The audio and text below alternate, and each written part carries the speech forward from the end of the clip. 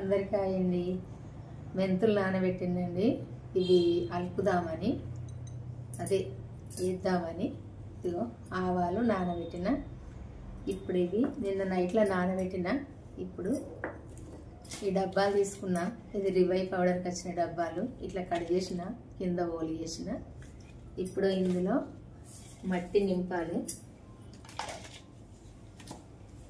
సగం వరకు మట్టి నింపిన. ఇందులో ఇప్పుడు ఇవి వేసుకోవాలి. మట్లే వేసుకోవాలి. పైన మళ్ళీ మట్టి వేసుకోవాలి.